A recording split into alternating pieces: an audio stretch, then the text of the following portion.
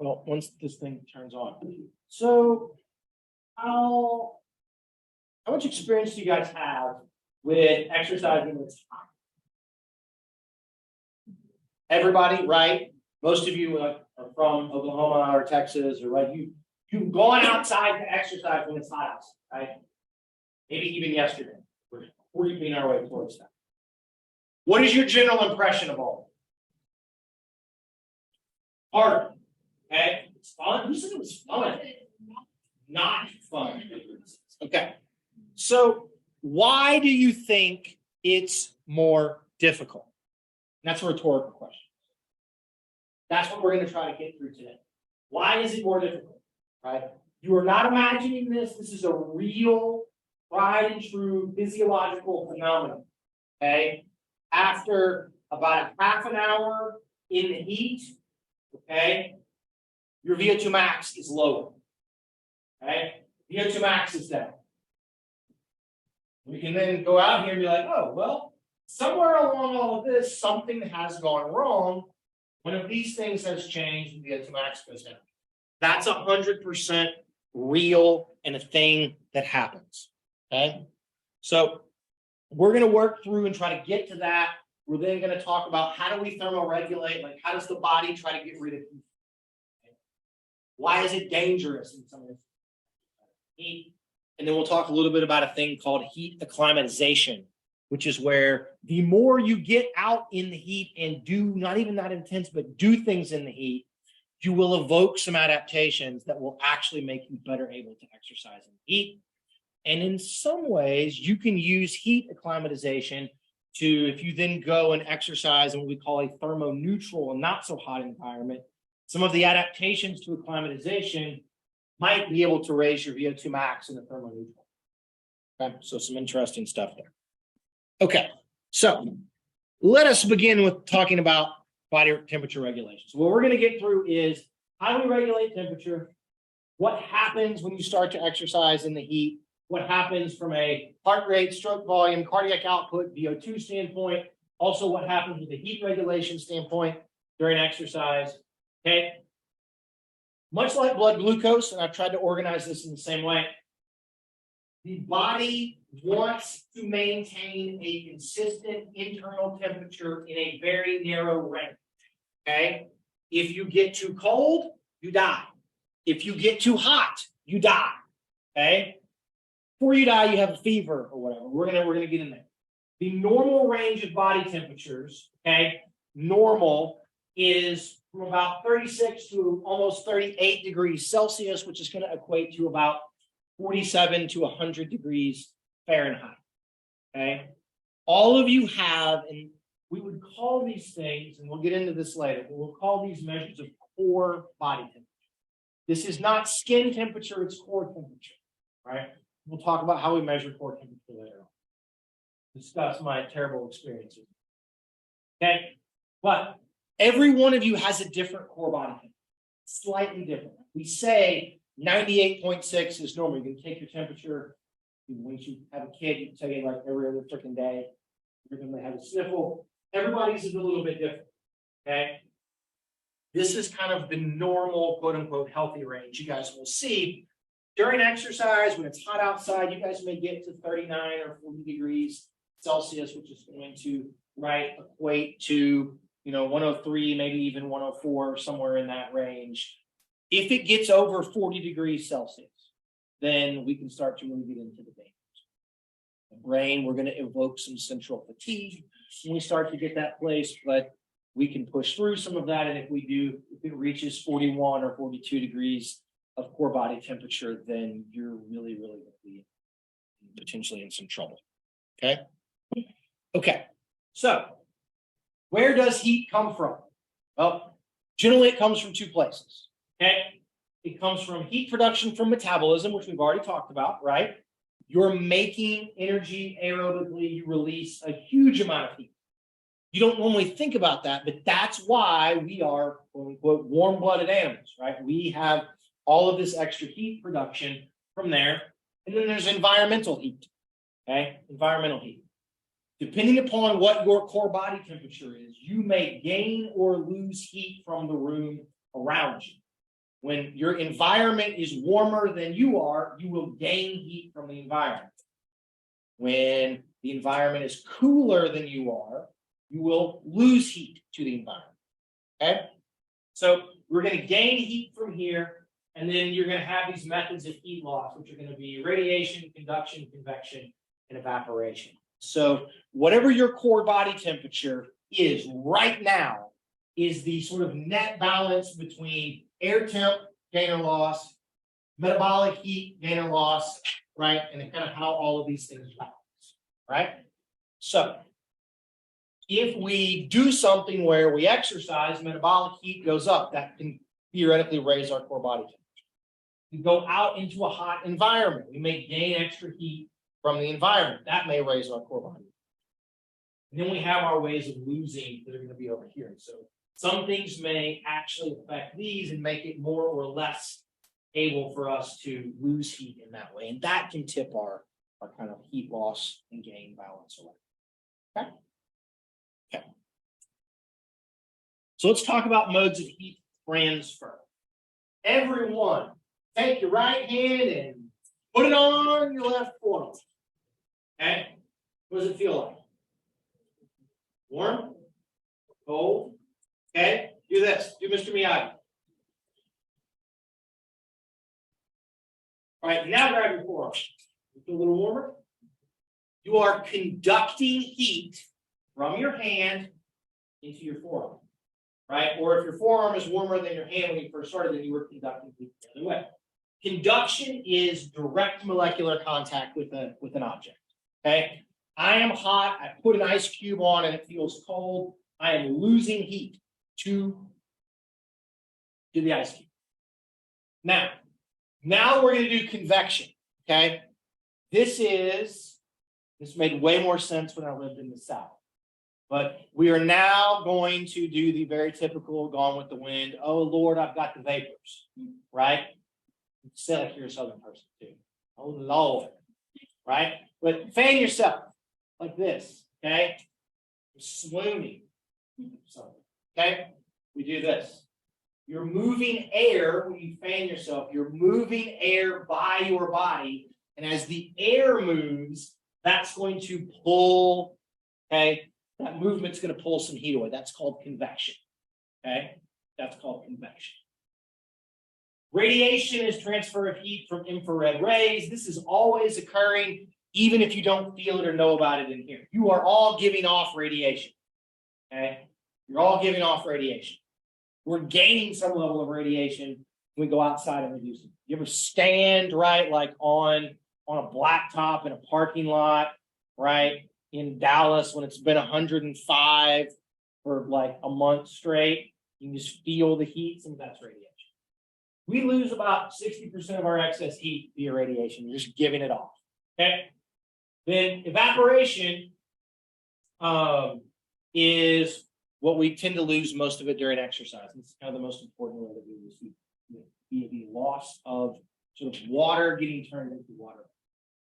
Okay. As fluid evaporates, we sweat, we generate water that pulls the heat with it. It evaporates, and it wicks all of those things. Okay.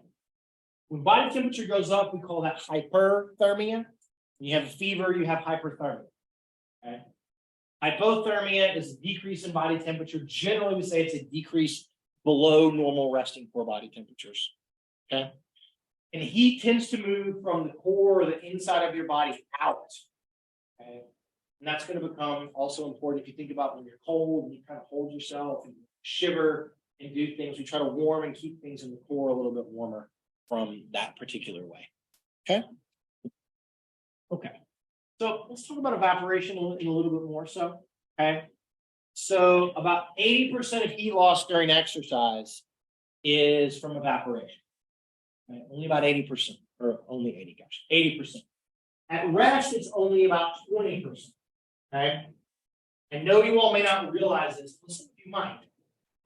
With the advent of our leisure wearables and all of those things. But even at rest, we're always doing a little bit of evaporative cooling.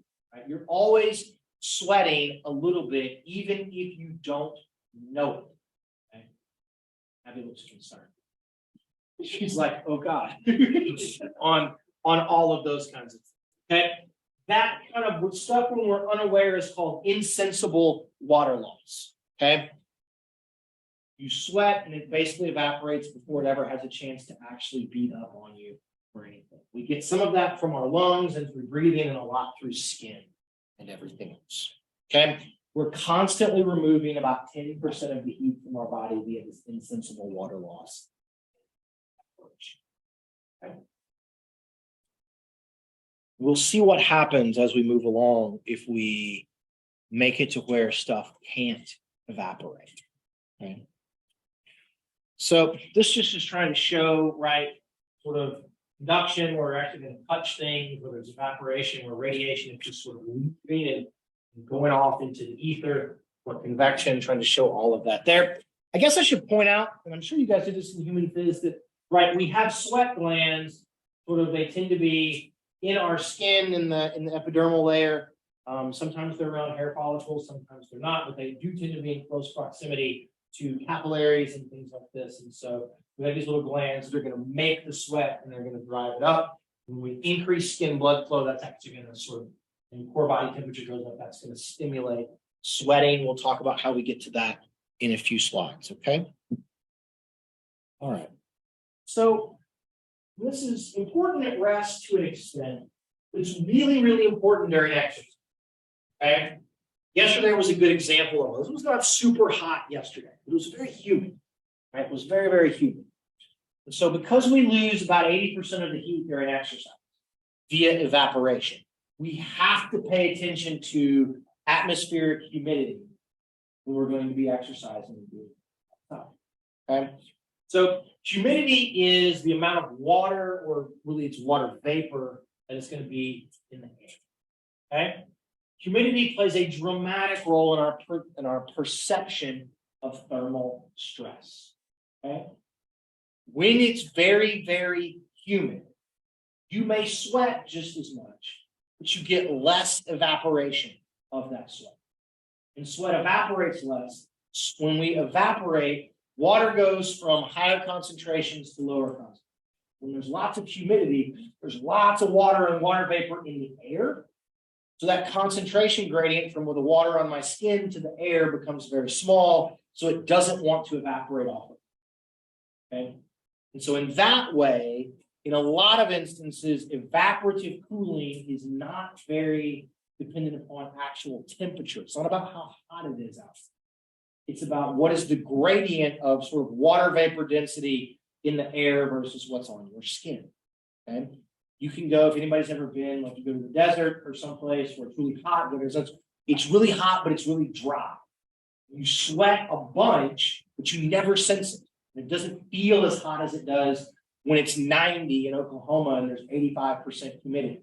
You know, it might be 110, but there's like 12% humidity. You don't feel that heat stress because it evaporates so easily.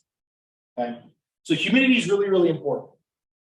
We're going to talk about a little bit later on. They make special thermometers that are going to try to account for both the humidity and the air temperature and the wind speed and things that are going to give us a measure of heat stress if you were to try to go outside and exercise. Most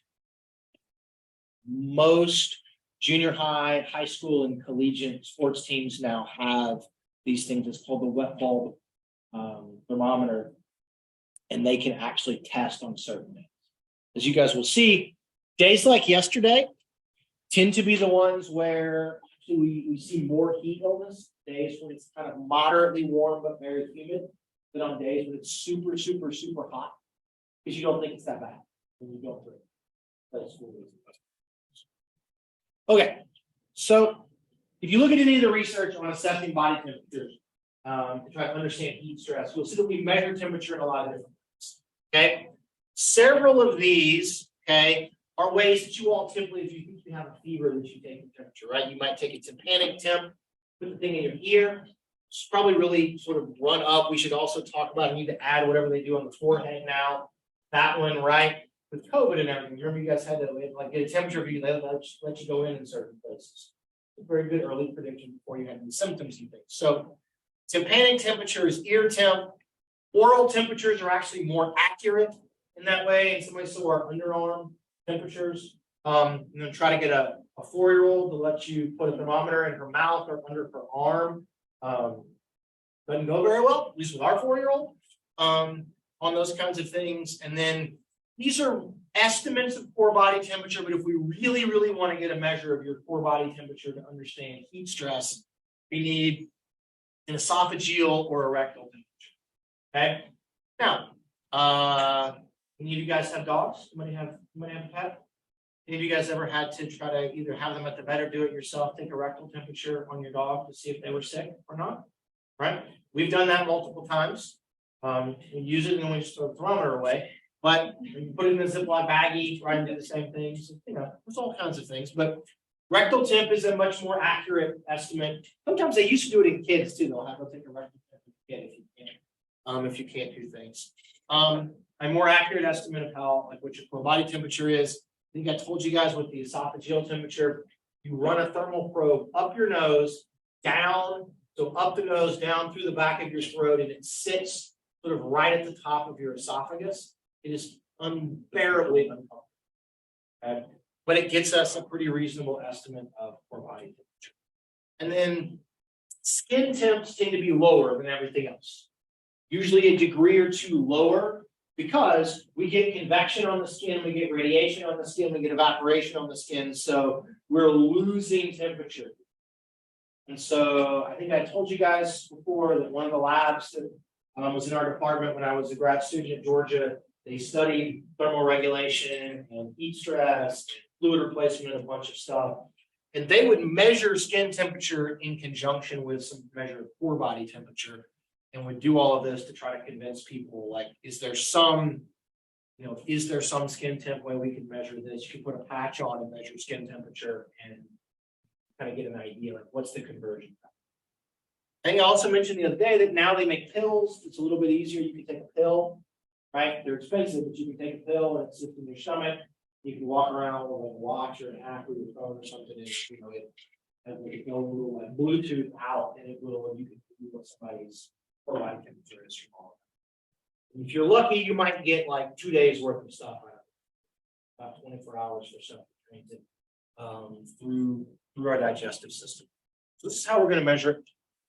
So when I talk about temperatures that are going to lead to heat stress and all of this, I'm mostly referring to core body temperature. So these are things that we know about mostly from measuring rectal and esophageal. Okay. All right. So at rest, core body temperature is about 37, skin temp is about 35. You guys will see that tends to, and this may vary. The difference, the gradient between skin and core temp will vary as humidity goes up. You can't evaporate, and so skin temp gets a little bit closer to core body temp. So it's kind of a weird thing. We may exceed about 104 or 40 degrees Celsius during exercise. If you were to measure temperature in active muscles, it may be up near 108 in the active muscles. What we care about, to be honest, is not active muscle temperature. We care about blood temp and brain. That's the place where we're really going to worry about. Anything over 40 degrees Celsius can affect central nervous system and reduce the ability to unload excess heat. So weird things happen. You get warm, you get really hot, and then the body begins to shut down its ability to actually dissipate. Rather than having the normal kind of feed forward thing where I'm hot, unload more, I'm hot, unload more. At some point, you get so hot that it shuts it down. It's kind of a weird response, but that's what we do. Weirdly, though, we are actually very good at unloading heat in the animal world, right? If you imagine you guys have a dog or a cat, they're covered in fur, right? They can't get as much, they don't sweat, right? That's why your dogs pant. They don't lose heat that way. They're going to heat more in because of all of their fur and everything. They can only lose it from like panting and stuff there. That's why elephants, right, have very big ears. They have lots of capillaries in their ears. They send all the blood to their ears, and they fan their ears, and they can convect that way and lose heat through their ears. So lots of stuff like that in the animal kingdom to help us try to regulate core body temperatures. Okay. So We regulate temp in the brain, primarily regulated in the hypothalamus, like everything else. Okay, in the hypothalamus. We're trying to maintain temperature around that kind of normal resting core body temperature set. If you get below resting temp, you're going to start to shiver. We're going to do things to try to raise temp back up. If it gets over that core body temp, then we're going to start sweating or sending blood to our skin. We're going to start doing things to try to lower it back down and keep it where it needs. Okay? We have what are called central and peripheral thermoreceptors. So receptors that sense temperature. Okay? Sense temperature, they signal to the hypothalamus. Then the hypothalamus will signal and help us control blood flow and things of that nature. Okay? Central receptors are in the hypothalamus. They monitor blood temperature in the brain. Blood flows through the brain by the hypothalamus. They're going to get picked up and sensed right there. What is brain temp, basically? Okay. We also have peripheral ones that are located in the skin. And they're going to help us monitor ambient temperature as well as blood temperature. Okay. Both of these things will send signals in and help us try to control the effective responses. So let's just say, okay, we sense in either of those two sets of receptors that core body temperature is rising, air temperature is rising. What's the body's normal response going to be? What is it going to try to do? What's it going to change in an effort to lower temperature? Okay, so there are four what we call primary effector organs. Okay, these are things that respond to nervous system stimulation from the hypothalamus to help us most of the time increase heat loss. Okay, first of those are our sweat glands. With input from the nervous system, okay, with input from the hypothalamus, we stimulate sweat glands, we make sweat, okay, and then that's going to hopefully evaporate and help cool us down. What other times do you sweat? When do you sweat when it's not hot? When I'm anxious, okay? Why would you be anxious? Really? Just all the time, right? Fight or flight response, right? Fight or flight response. What triggers fight or flight? Epinephrine. So we can get the same kind of effects from epinephrine in the brain. Okay. Another effector organ is going to be the smooth muscles surrounding our arterioles. So again, things regulated by epinephrine and norepinephrine. Okay. When we sense an increase in blood temperature, we sense an increase in ambient temperature, we are going to signal to these smooth muscles on arterioles, especially arterioles in the skin, they're going to vasodilate. Okay, we're going to vasodilate. That leads more heat in the blood to the skin where it can be conducted away, convected away, and then work in synergy with the sweat glands to drive some more sweating and those things as well. Okay? Anybody ever had a condition or heard of a condition called autonomic dysreflexia? It's driven by a thing called vasovagal withdrawal. It's a common symptom of long COVID. It's a thing. So sometimes when we do this, so my wife gets this some. It used to be a little bit more prominent in women than men, which is interesting. But you get the wrong response out of it. If she goes and she exercises, and especially when it's hot outside and things, then she will go and stop exercising, and her body doesn't know how to stop doing this. And then she'll get like a stimulus, like she'll go and get in the shower and she'll faint, she'll pass out. Because her blood pressure drops because we keep sending too much blood here and it doesn't sort of drive it back in there.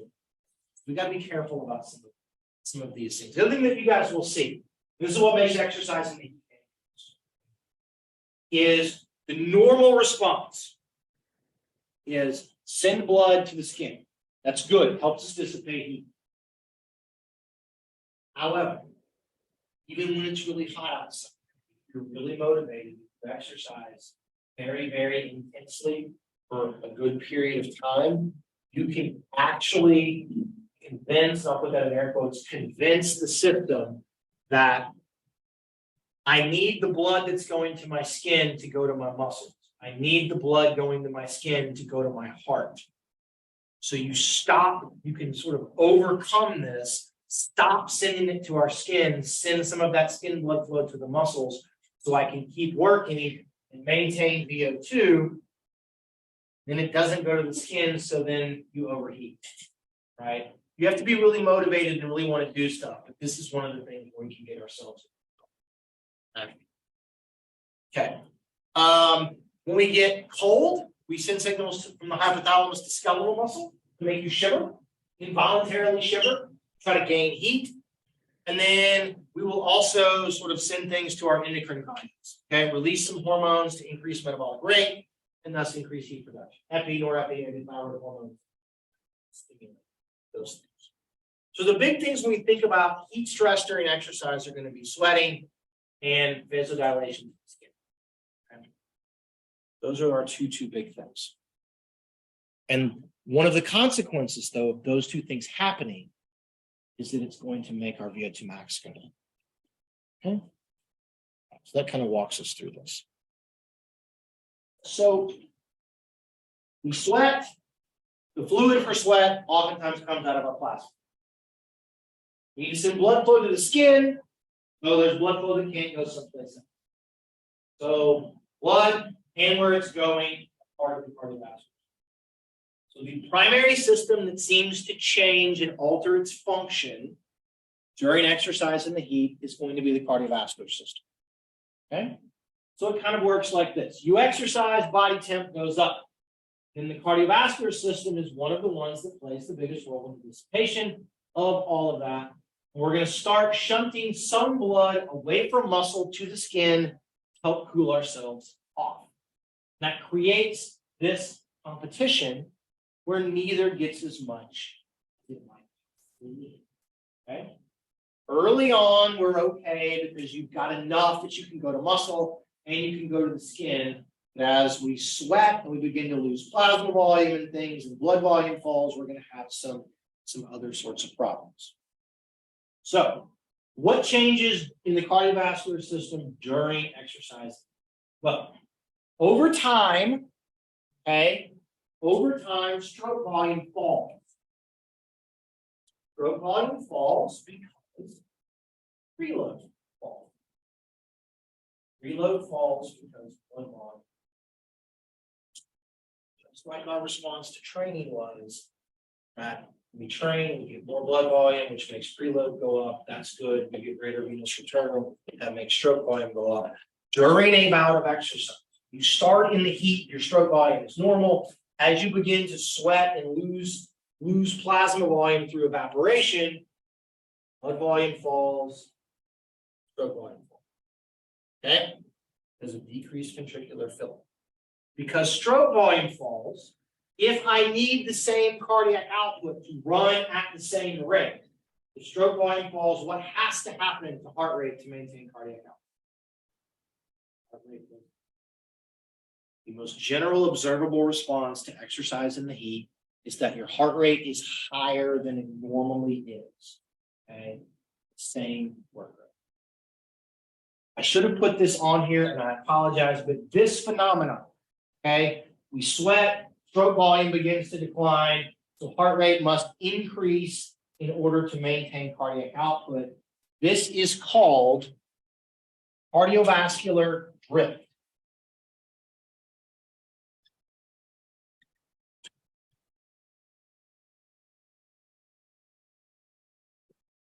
One of the most common and one of the most observable phenomena physiologically to exercise.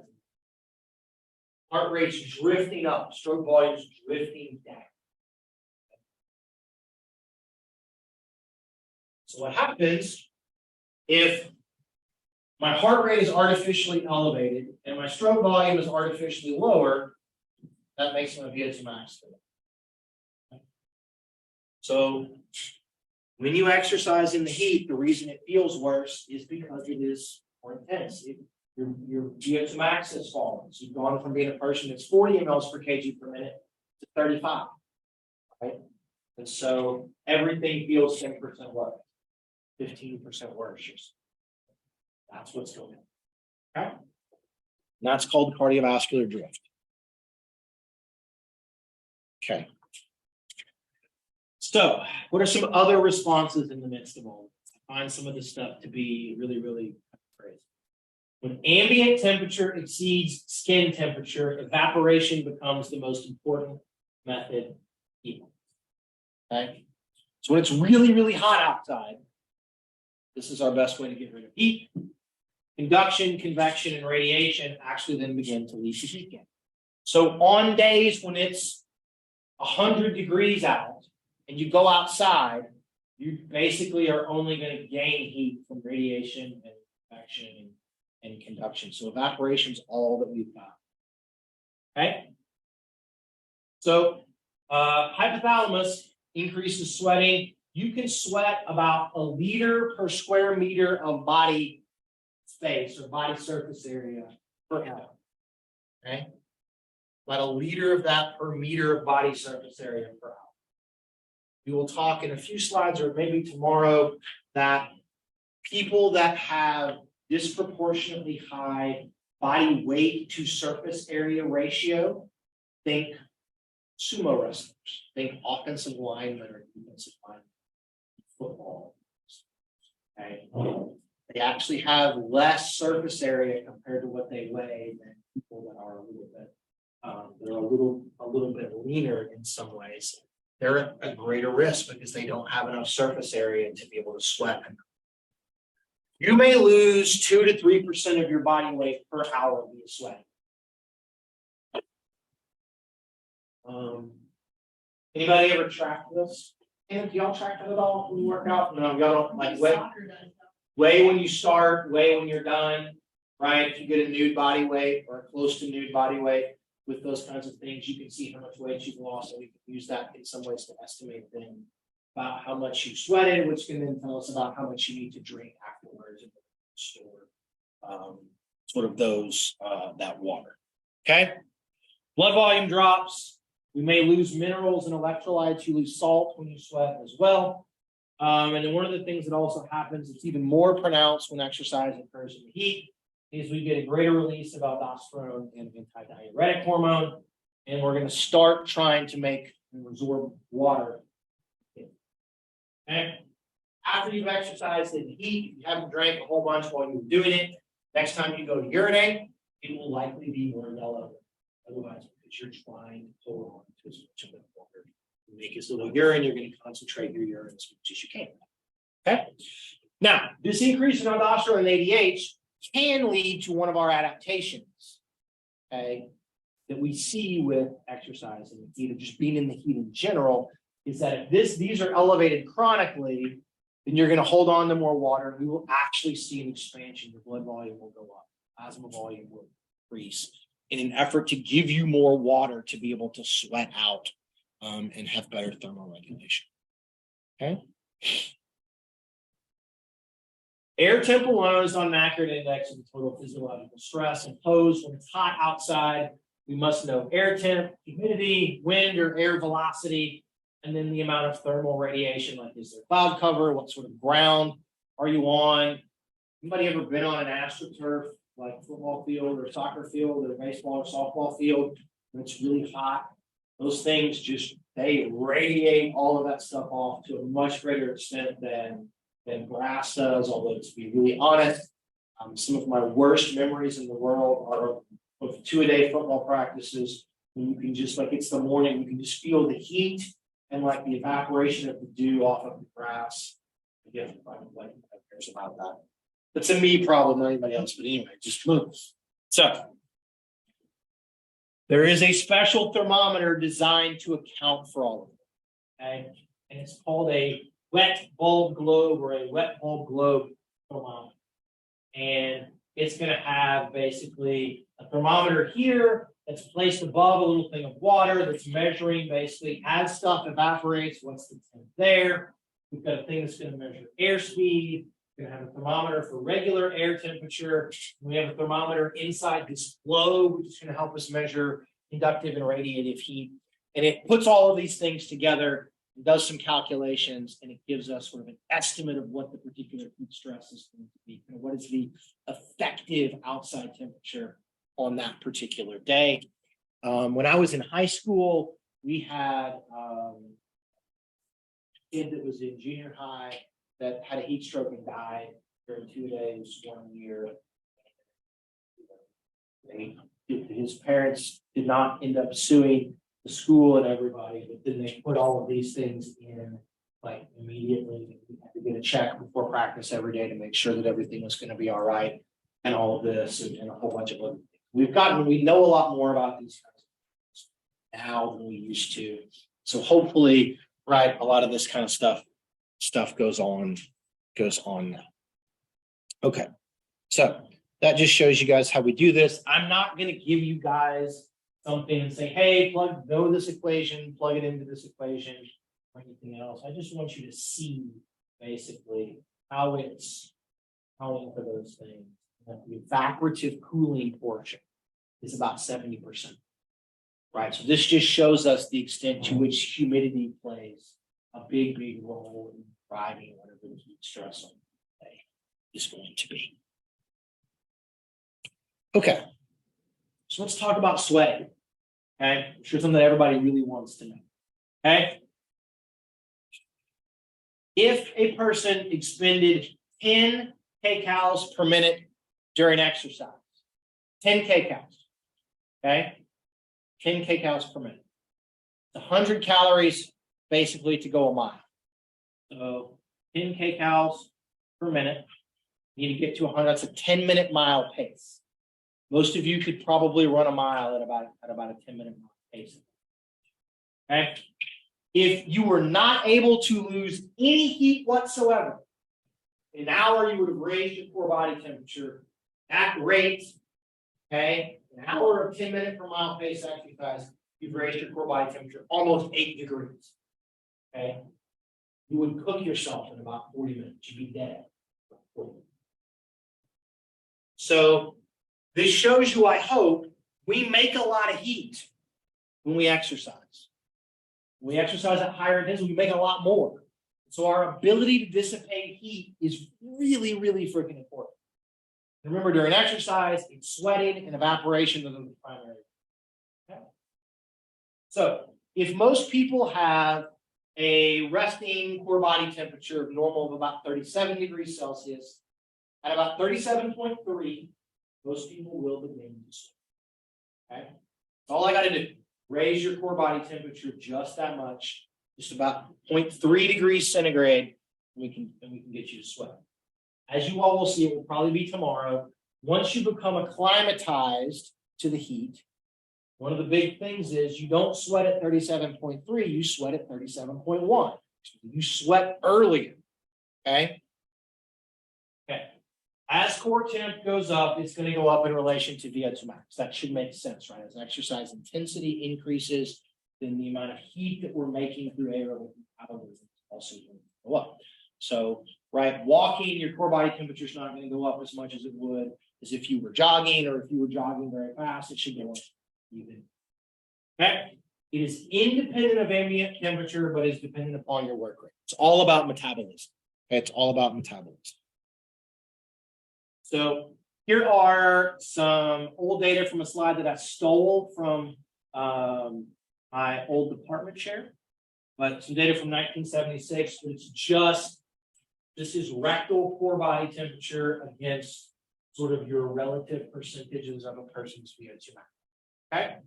And so it doesn't really matter. Everybody, as you get nearer your max, you're going to get up closer or maybe even above 40 degrees Celsius. So I just want you to see this. So as metabolic work, as aerobic metabolic work increases, as ATP demand increases, we just release a lot more. Okay? And that's going to lead to this greater increase in our core body temperature. So when it's hot outside, it's more dangerous to go run than to go walk. It's more dangerous to go run fast than it is to walk, or to just regular jog. But that probably should make sense. Avery.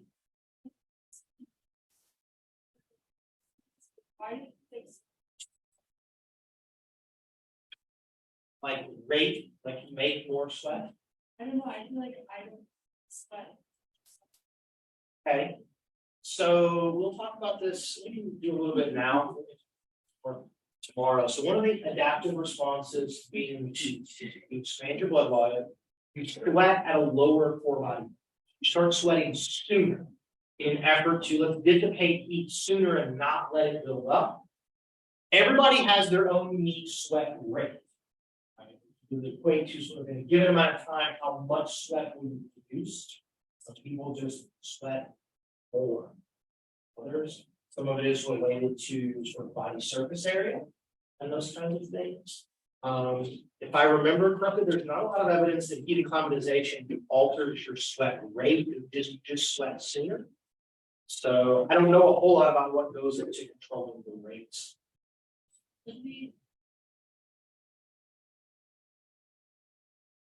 Not necessarily. I mean, not necessarily. I don't know.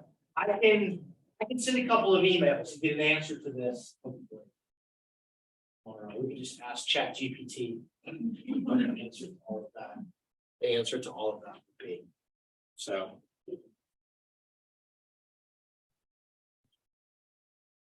Yeah, okay. We'll pick up with this tomorrow. I don't want to, this will take me more than 5 minutes to try to explain.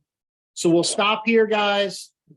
Tomorrow we'll finish this up. We'll talk about body comp a little bit, and away we go. I have everybody's assignment. Yes, I have all your tests. Yes. Yeah, we've got to get those squared away. One more day, guys.